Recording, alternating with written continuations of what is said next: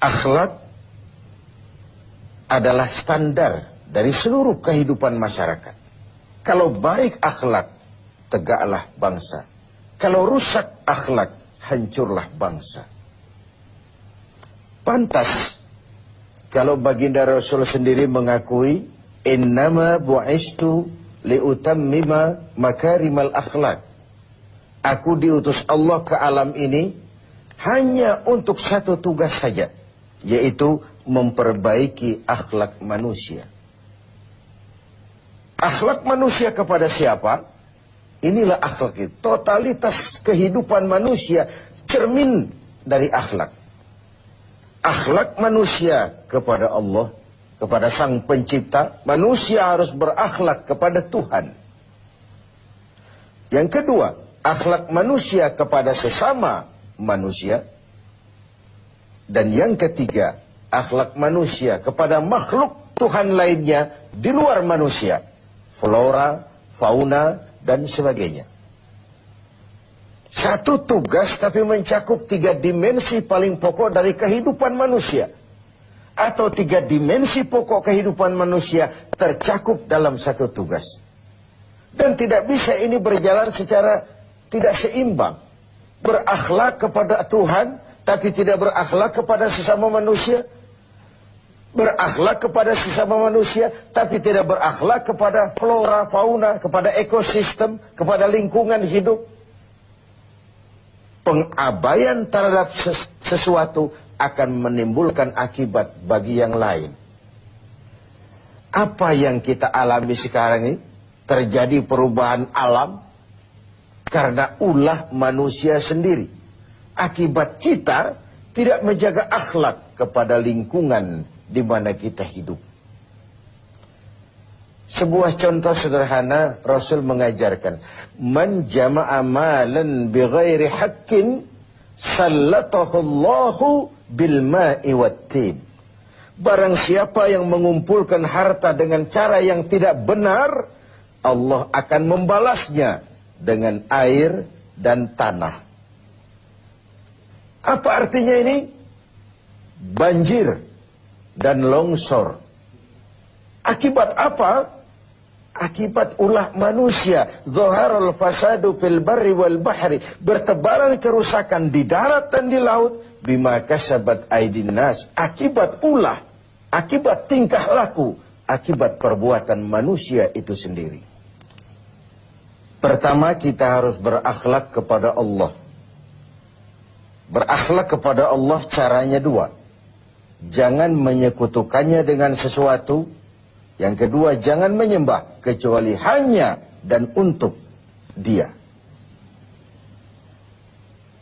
Yang kedua, akhlak kepada sesama manusia. Bahkan baginda Rasul menjadikan akhlak ini sebagai kapital, sebagai modal utama dalam perjuangannya membangun masyarakat manusia, dalam perjuangannya melaksanakan tugas-tugas dakwah. Dengan akhlak, dengan pendekatan yang human interest, berdasarkan kepentingan kemanusiaan itu sendiri. Mau sukses di masyarakat, utamakan nilai-nilai akhlak. Lalu yang ketiga, akhlak kepada makhluk Allah lainnya di luar manusia. Rasulullah sebagai teladan buat kita semua, dipuji oleh Allah akhlaknya ini, wa innaka la'ala khuluqin azim. Engkau wahai Muhammad benar-benar berada di atas budi pekerti yang luhur dan terpuji. Allah saja memuji, apalah artinya pujian kita? Akhlaknya dikagumi teman, bahkan lawan sekalipun. Inilah Ramadan, tempat kita mengasah hati untuk menumbuhkan akhlak-akhlak yang terpuji. Orang-orang sufi memberikan 3 sistem untuk pengembangan akhlak ini. Pertama yang mereka sebut sebagai takhalli. Yang kedua tahalli. Dan yang ketiga tajalli. Takhalli mengosongkan diri dari sifat-sifat yang tercela. Dengan puasa ini singkirkan sombongnya, campakkan kikirnya. hilangkan angkuhnya, hapus iri hati dan dengkinya. Takhalli, kosongkan diri, kosongkan diri. Oke lah, belum bisa ikhlas, tapi jangan ria. Oke lah, belum bisa rendah hati, tapi jangan sombong. Hilangkan dulu, takhalli, mengosongkan diri dari sifat-sifat yang tercela. Kalau diri ini sudah kosong, si sombong hilang, si hasud hilang, si kikir hilang, si ria hilang, si hasud, iri hati dan dengki hilang. Sudah kosong dia, masuk tahapan yang kedua, tahalli. Yang sudah kosong itu hiasi dengan akhlak yang terpuji. Ketika sombongnya hilang, dicampakkan, masuklah si rendah hati, mengisi posisi si sombong. Ketika kikirnya dibuang, masuklah si pemurah, si dermawan, mengisi posisi si kikir itu tadi. Ketika si hasud, si iri hati, si dengki dicampakkan, dibuang jauh-jauh, dan tempat itu kosong, masuklah si ikhlas, mengisi posisinya. Setelah dikosongkan, diisi dengan hal-hal yang terpuji. Buah dari itu nanti akan lahirlah tajalli, nampak kebesaran Allah Subhanahu wa ta'ala.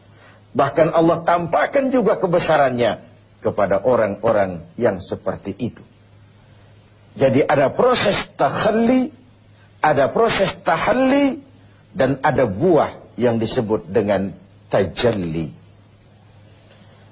Sebagai sebuah perbandingan saja, saya ingin mengutip tentang sekelumit tentang akhlak Nabi. Tidak kepada temannya, tapi kepada lawannya, kepada musuhnya. Satu siang selesai sholat zuhur, beliau tidur di dekat masjid di Madinah dengan di atas pelepah daun kurma. Datang orang kafir yang memang sudah lama mengintai kapan Muhammad bersendirian. Dihampirinya Muhammad, dicabutnya pedangnya. Muhammad, kau kemarin bertingkah karena banyak temanmu, sekarang kau sendiri. Kalau saya tebas batang lehermu, siapa yang akan menolong kau? Dengan tenang dan tegar Nabi menjawab, Allah yang akan menolong saya. Mendengar kalimat Allah, si kafir yang bernama Daksur itu gemetar, keringat dingin bercucuran sebesar-besar biji jagung. Tangannya basah, licin, pedang jatuh ke tanah. Pedang yang jatuh itu diambil oleh baginda Rasul, dibalikkan ke leher Daksur. Daksur, kalau sekarang aku yang tebas batang lehermu, siapa yang akan menolongmu? Tidak ada ya Rasul, kecuali kalau kau mau memaafkan saya. Baginda Rasul senyum, ambillah pedangmu, pulang kau, jangan ulangi-ulangi perbuatanmu. Begitu mudah beliau memaafkan orang yang nyata-nyata ingin menghabisi jiwanya. Inilah akhlak itu.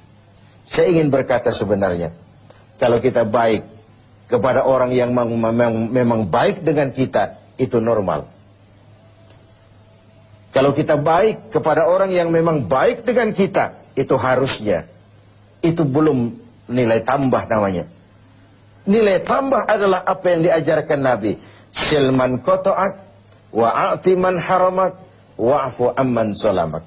Bersilaturahmilah kau kepada orang yang marah denganmu. Berikan orang yang pelit kepadamu, dan maafkan orang yang berlaku zalim terhadap dirimu. Memaafkan lebih berat daripada meminta maaf. Tapi memberi maaf lebih mulia daripada meminta maaf. Namun itu semua cerminan dari akhlak yang baik pada pribadi seseorang. Jadi dalam berakhlak pun kita berupaya mencari nilai tambahnya. Nilai tambah itu seperti contoh yang diajarkan Nabi. Orang marah, kita bersilaturahmi ke sana. Orang pelit, kita berlaku baik kepadanya. Orang zalimi kita maafkan. Itu nilai tambah, dan itulah akhlak itu. Hendaknya ibadah puasa kita menumbuhkan akhlak-akhlak yang terpuji dan mengikis semua akhlak-akhlak yang tercela. Sehingga dengan demikian kita akan mencapai tajalli, nampak kekuasaan Allah Subhanahu wa ta'ala di dalam kehidupan kita. Sungguh suatu bangsa akan tegak dan jaya selama masih punya nilai akhlak. Kalau hancur akhlak, runtuhlah